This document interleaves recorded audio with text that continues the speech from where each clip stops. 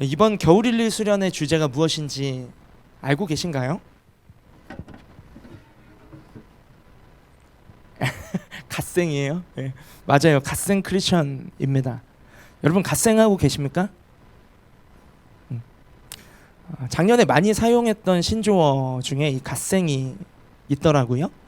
갓, 뭐 신이라고 부르기도 하지만 우리는 하나님, 유일신을 믿죠. 우리는 갓, 하나님과 life, 삶, 인생, 우리의 삶을 더해서 갓, life, 예, 갓생 이렇게 말을 합니다. 근데 세상에서 이 갓생이라는 말은 아마 이런 의미로 쓰여지는 것 같아요.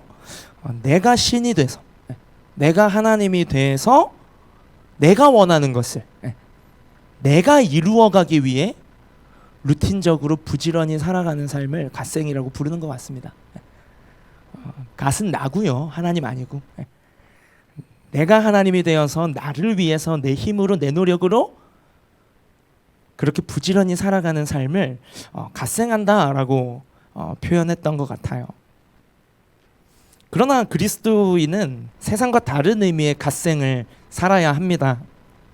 내가 하나님이 되는 것이 아니라 정말 갓, 하나님이 my life, 나의 삶이 되시는, 하나님이 나의 삶을 사시는, 조금 더 우리가 통용할 수 있는 표현으로 풀어내자면 하나님과 동행하는 삶, 하나님과 동행하는 삶이 성경적인 갓생이다 라고 볼 수 있겠습니다. 그러면 하나님께서 나의 삶이 되시는, 하나님과 함께하는 삶은 이 갓생을 어떻게 살아갈 수 있을까? 2주 전에 새 친구 교육을 하는데요. 제가 새 친구 교육을 하는 우리 자매님들에게, 우리 지체들에게 이렇게 질문을 했어요. 우리 인생을 자동차로 비유해 봅시다. 그랬어요. 예전에 새 친구 교육을 받으신 분들은 또 기억하실 거예요, 이 비유를. 우리 인생이 자동차라면 예수님은 내 인생 자동차의 어느 자리에 탑승해 계십니까? 라고 질문을 했어요. 약간의 유도 질문이었어요. 어딘간 타고 계시겠지, 내 인생 어딘가는 한 구석에 들어와 계시겠지 라는 믿음을 전제하고 물어봤어요. 어디에 탑승하고 계신가요? 궁금했어요. 대답이 다 다르게 나올 수 있잖아요.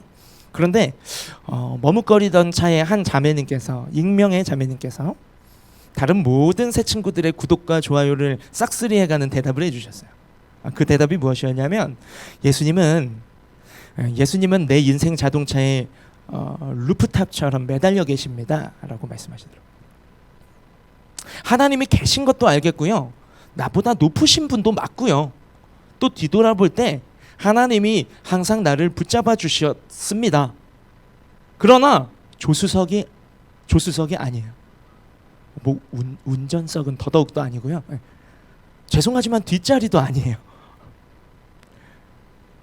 미안한데 하나님, 트렁크에도 내가 싣고 가야 할 게 너무 많아요. 자리가 없어서요, 여전히 내 인생 밖에 계세요.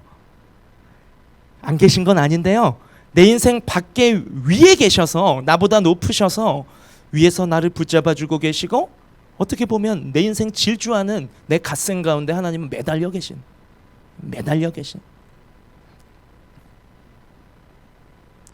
되게 의미 있는 대답이지 않습니까? 물론 마지막에는 고백이 달라졌습니다. 네. 여러분 생각은 어떠세요? 여러분 인생 자동차에 다시 한번 묻습니다. 참 오랜만에 이 질문을 받으시는 분도 계실 텐데요. 예수님 어느 자리 계신가요? 우리가 잘 알고 있는 말씀이 있습니다. 요한복음 1장 12절을 제가 읽어드릴게요. 영접하는 자, 곧 그 이름을 믿는 자에게는 하나님의 자녀가 되는 권세를 주셨으니. 다시 한번 읽어드릴게요. 영접하는 자, 곧 그 이름을 믿는 자들에게는 하나님의 자녀가 되는 권세를 주셨다. 예수님은 내 인생 자동차에 잠시 머무르는 손님 아니세요. 필요에 따라 동승하시는 손님은요, 언제든지 내릴 수 있어요. 우리가 예수님을 영접한다는 것은 운전석에 드라이버로 들어오셔서 내 인생을 핸들링하시고 인도하시고 주관하시고 다스리시고 함께 하신다라는 의미입니다. 오늘 본문은 예수님과 우리의 바른 관계, 건강한 믿음의 관계 구조를 잘 보여주는 말씀이에요. 우리 함께 다시 한 번만 읽고 이 한 구절 말씀 조금 더 자세하게 나누도록 하겠습니다. 읽어주실래요? 시작. 내가 그리스도와 함께 십자가에 못 박혔나니 그런즉 이제는 내가 사는 것이 아니요 오직 내 안에 그리스도께서 사시는 것이라. 이제 내가 육체 가운데 사는 것은 나를 사랑하사 나를 위하여 자기 자신을 버리신 하나님의 아들을 믿는 믿음 안에서 사는 것이라. 아멘. 우리 지금 갓생에 대해서 이야기하고 있어요. 주님과 동행하는 삶, 주님이 사시는 삶. 그리스도인은요, 예수님과 함께 사는 사람, 동행하는 삶이죠. 예수님과 함께 사는 사람이 되기에 앞서서 예수님과 함께 죽은 사람이 되어야 한다라고 말씀하고 있어요. 그리스도와 함께 죽어야만 그리스도와 함께 살 수 있다. 다시 말씀드릴게요. 그리스도와 함께 죽어야만 그리스도와 함께 다시 살 수 있다 라고 오늘 본문이 우리에게 말씀하고 있습니다. 그럼 뭐가 죽어야 하는 걸까요? 무엇이 죽어야 하는 걸까요? 이 세상이 말하는 그 갓생이 죽어야 됩니다. 이 세상이 부르는 그 갓생이 죽어야 돼요. 하나님 없이 하나님 되어, 사실 하나님이 될 수는 없지만 마치 하나님인 양 하나님 흉내내는 이 세상이 말하는 그 갓생이 죽어야 합니다. 나의 의로 똘똘 뭉쳐진 내 고집, 밥 안 먹여주는데요. 그래도 내 집념, 내 생각, 세상에서 세 속에서 만들어진 세상행적 내 가치관, 나 중심성, 파도 그 뿌리가 얼마나 깊은지, 정말 뿌리 깊은 나 중심성, 다른 말로 이기심, 이걸 통틀으면 묶으면 하나의 책이 나와요. 그 책의 이름 뭘까요? 이것도 복음이에요. 왜 우리가 믿고 살아가는 belief, 우리의 신념이거든요. 이 책 이름은 뭘까요? 내가 복음. 내가 복음. 철저히 죽어줘야 돼. 하지만 이런 나의 의가, 내가 복음이 하루아침에 죽을 것도 아니잖아요. 하루아침에 죽을 거 아니에요. 저도 날마다 죽고 있어요. 바울도 나는 날마다 죽노라 고백했어요. 우리 리더들도 마찬가지 고백을 하고 있어요. 우리 모두 마찬가지겠죠. 나의 의가 하루아침에 죽을 것도 아니고 완전히 뿌리 뽑혀야만 죽은 것이라 라고 인정한다면 우리 중 누가 함께 예수님과 죽고 예수님과 살 수 있는 사람이 누가 있겠어요? 완전히 죽어져야만 죽은 것이다 인정한다면 우리 중 예수님과 함께 살 수 있는 사람은 아무도 없을걸요. 중요한 것은요, 진실한 고백이에요. 진실한 고백, confession. 내가 철저히 죽기로, 그래서 주님이 온전히 사실 것을 바라고 원하고 기도하는 그 고백. 이것이 예수님을 나의 구세주로 영접해드리는 리얼 크리스천으로서 첫 발걸음을 떼기 위한 영접 기도예요. 영접 기도. 여러분 이 프로세스 중에, 여러분의 신앙생활 중에 이거 첫 단추 제대로 꿰습니까? 모태신앙 다 중요하지 않아요. 인생 누가 주인이십니까? 철저히 죽었다라는 것은 나 아직도 막 혈기가 팔딱팔딱거리고 자존심도 있고 내가 내 자신의 인생을 지켜보려 하는 내 의가, 내 생각이, 내 집념이 너무 뚜렷한데 그럼 나는 주님과 함께 죽지 않았으니 주님과 함께 살지 않은 것인가? 라고 반문할 수 있겠죠. 그런 분들은 말씀을 앞에 지금 약 3분간의 말씀을 살짝 놓친 거예요. 그래서 다시 한번 말씀드릴게요. 그렇게 완전히 죽을 수 있는 사람은 아무도 없고 그것은 평생의 과정이겠지만 적어도 우리가 주님과 함께 살기 위한 고백이 중요한데 그 진실한 고백의 내용은 내가 철저히 죽기 원합니다. 내가 이제는 주님께서 내 안에 계셔서 주님이 사십시오. 이게 영접기도라고 말씀드리는 겁니다. 주 예수님, 자, 한번 시연을 할게요. 이미 저는 예수님을 영접했지만 성령님이 제 안에 계시지만 한번 시연을 할게요. 주 예수님, 그동안 나는 내 스스로 하나님이 되어서 내 인생의 왕노릇하면서 내 뜻대로 내 마음대로 나의 욕망을 내 노력으로 채우는 삶을 갓생했습니다. 세상의 의미의 갓생이죠.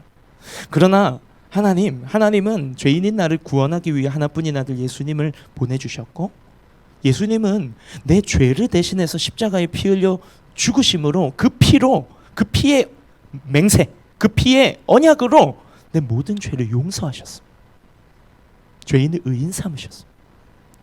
그리고 예수님께서는 죽음을 이기고 3일 만에 부활하셨는데, 주님이 그러셨을 때가 아니라 그 부활하심으로 말미암아 죄로 죽을 수밖에 없었던 내 인생의 영원한 생명, 부활 생명을 나에게 주셨습니다. 이제 나는 예수님을 나의 구원자로 믿고, 정말 믿는다면 곧 믿는 것은 영접하는 것이라고 했죠. 구원자로 믿고 예수님을 내 인생의 주인으로 마음에 영접해드립니다. 예수님, 내 안에 들어오셔서 나의 삶을 주관하시고 나를 다스려 주세요. 이게 영접기도. 믿는다, 되게 추상적이야. 여전히 내가 복음이고 세상이 말하는 갓생인데 믿는데, 예수님은 영접하는 자가 곧 믿는 자예요. 영접하는 자가 곧 믿는 자고, 주인으로 영접한 그 인생 가운데 하나님이 찾아오셔서 사시는 것, 그게 내 안에 이루어지는 하나님의 나라 인 줄로 믿습니다.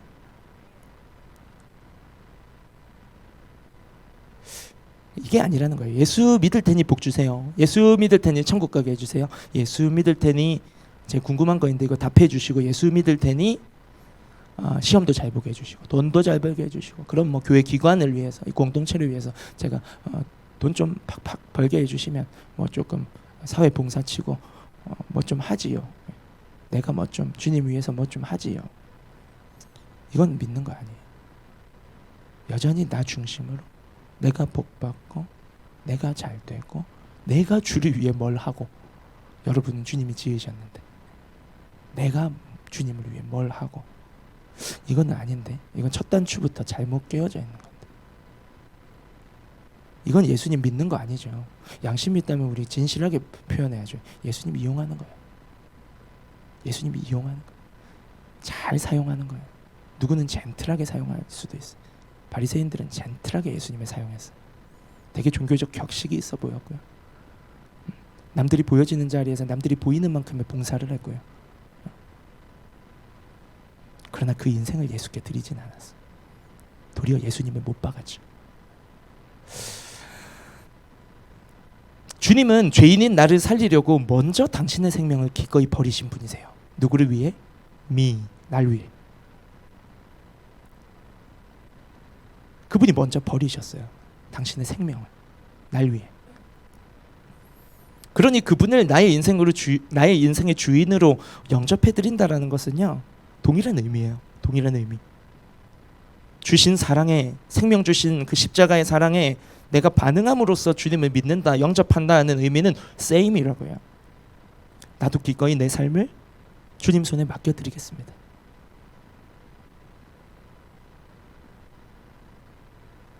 부동산을 한번 예로 들어볼까요? 내 인생을 하우스로 해봅시다. 아까 자동차인데 좀 더 가치 있는 것으로 한번 해보죠. 이 세상에 재정적인 가치가 있는 것으로. 내 인생을 하우스로 비유합니다. 예수님은 좋은 날에 선물 보따리 싸들고 놀러 왔다가 떠나시는 분이 아니라는 거예요.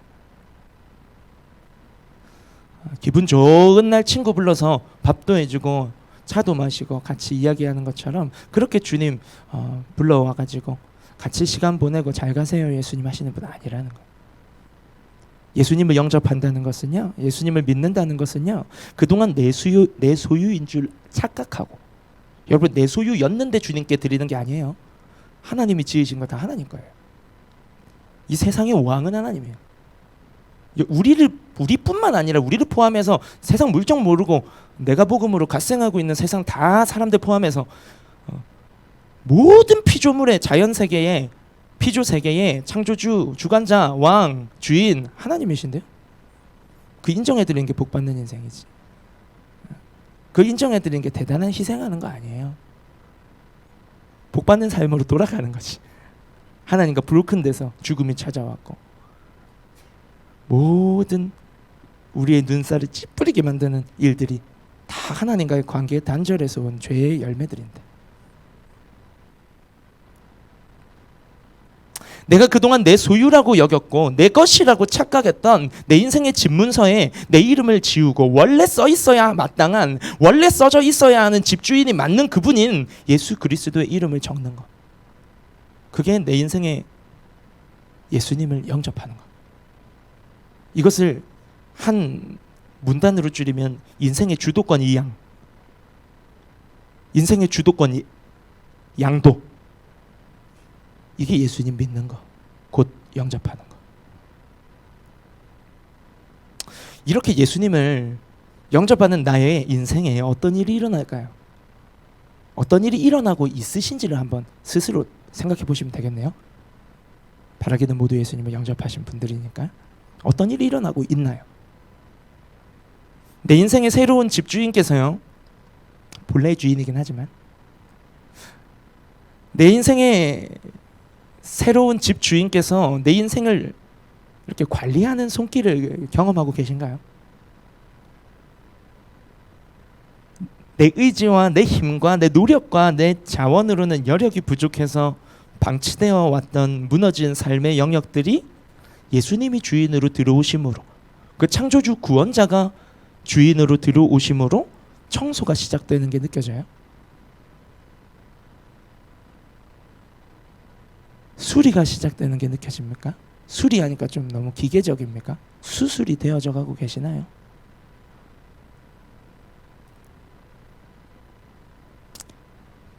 좀 복잡했던 인생이 좀 정리가 되어 가시나요? 미래와 소망이 있는 인생으로 회복되어져 가고 있으십니까? 내 마음의 창문가에는 그 주님의 빛을 받고 자라고 있는 감사의 꽃과 기쁨의 꽃과 용서의 꽃과 사랑의 꽃화분들이 이렇게 피어나고 계신가요?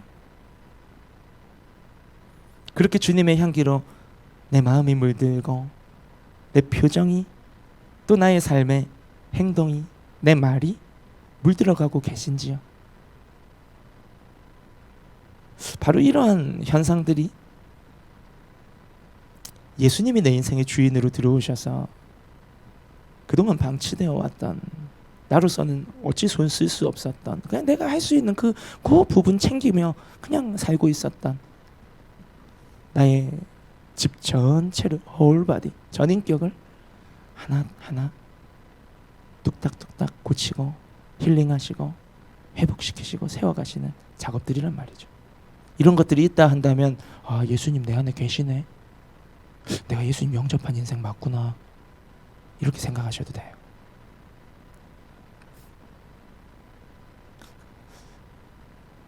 이것이 바로 오늘 갈라디아서 2장 20절이 말하는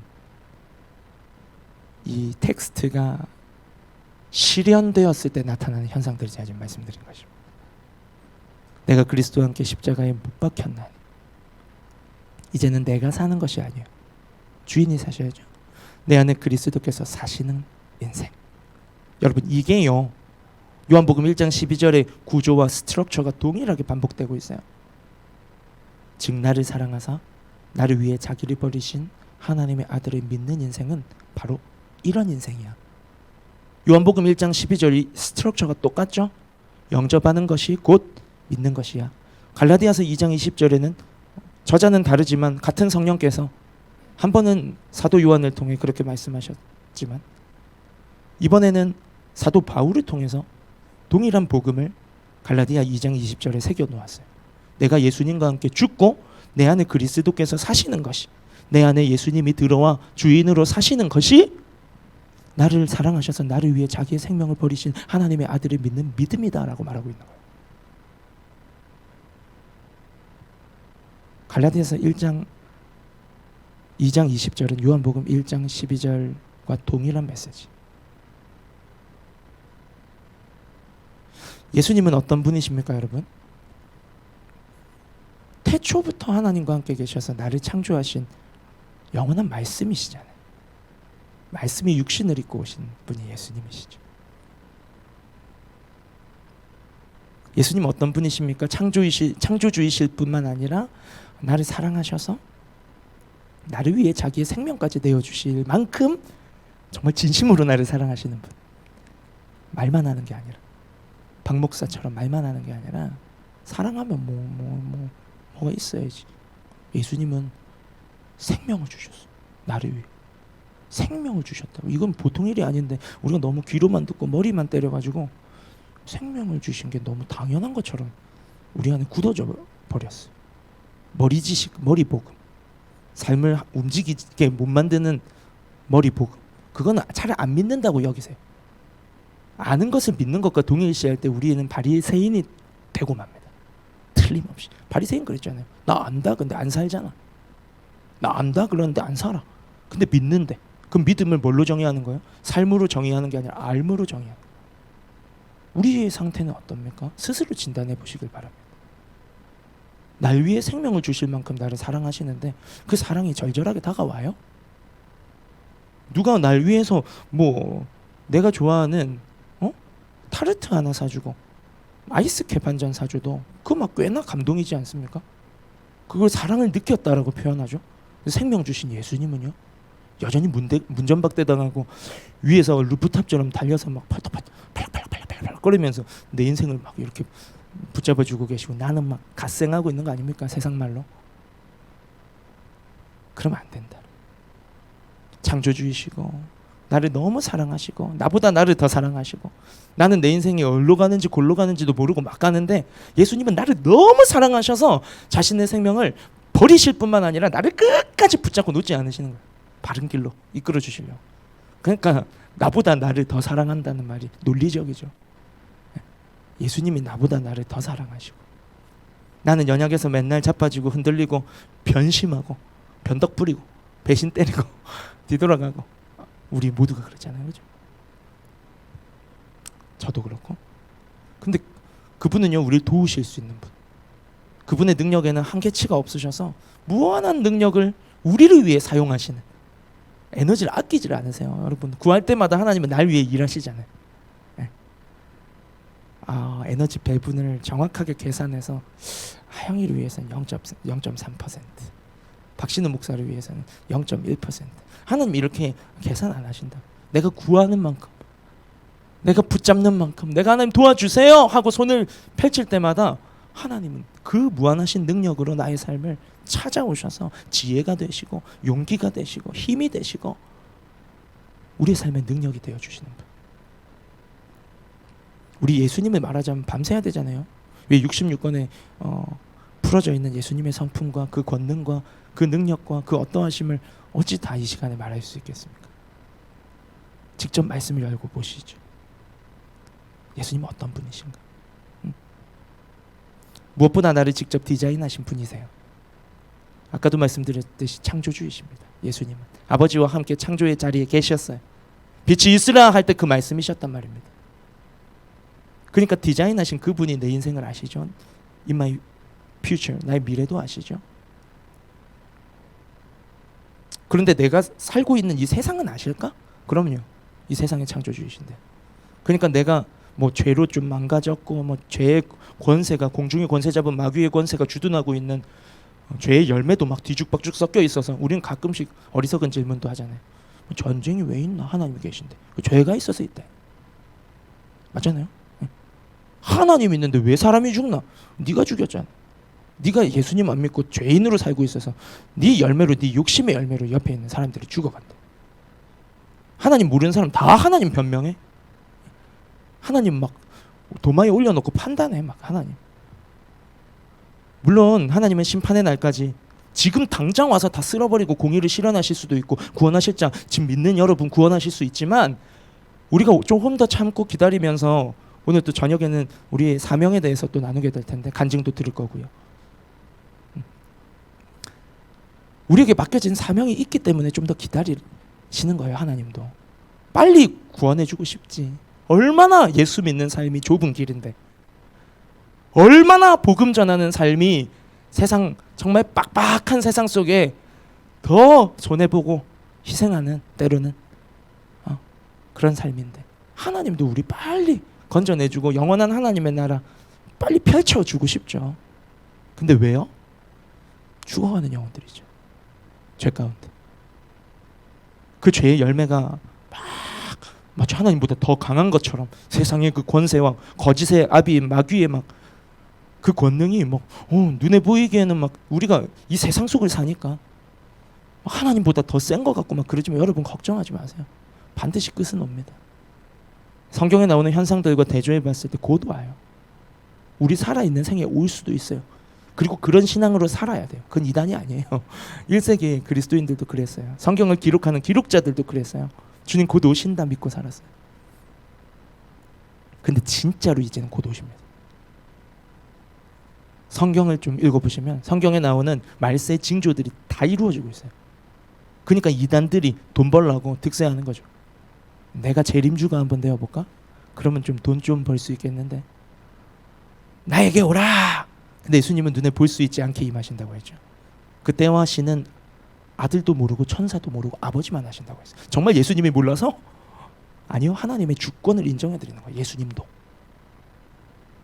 아버지와 하나이신 예수님 왜 모르시겠어? 그러나 아버지의 주권을 인정해드리는 거예요. 예수님도. 하나님만 하신다. 우리 예수님에 대해서 이제 그만 말할게요. 너무 많이 말해가지고. 그러나 여러분에게 어떤 많은 인사이트들이 다시 한번 새록새록 우리 주님 그런 분이셨지. 예수님은 그런 분이시지. 하고 조금 확장되어지는 시간이 되셨기를 바랍니다. 그래서 그분은 나의 인생을 디자인하신 분이기 때문에 내 미래도 아시고 그분은 이 세상에서 이 세상의 죄의 힘이 그 얘기하다 했구나. 죄의 영향력이 있지만 그것보다 더 위에 하나님의 주권이 있기 때문에 예수님께서는 내가 이 세상 속에서 나의 독특한 개성, 주님이 나에게 주신 은사들을 팡팡 그 가능성을 터뜨리면서 어떠한 삶을 살아가는 것이 나에게도 행복하고 주님을 기쁘시게 해드리는 삶인지를 알고 계시고 지도해 주실 수 있는 분이시라고. 그 예수님을 내 인생의 주인으로 영접한다는 사실이 얼마나 희망적입니까? 얼마나 소망적이고 얼마나 미래적이고요. 얼마나 설레이는 모험인데 그 어드벤처가 안전하기까지 주님이 운전하시니까. 이것이 바로 오늘 갈라디아서 2장 20절이 우리에게 도전하는 갓생 크리스천. 이제는 내가 사는 것이 아니요 내 안에 살아계신 예수님이 사시는 인생. 이런 진정한 갓생 크리스천이 되기를 축복합니다. 내 인생 자동차 손님 아니에요. 드라이버. 내 인생 집의 손님 아니에요. 집주인. 예수님이 나의 삶을 주관하시고 다스리실 때 주님이 디자인하신 나의 고유함이 드러나서 참다운 나다움이 회복되어져 가기를, 나를 다스리시는 주님을 닮아 아름다운 그리스도의 형상이 이루어져가는 우리의 인생이 되기를 예수님의 이름으로 축복합니다.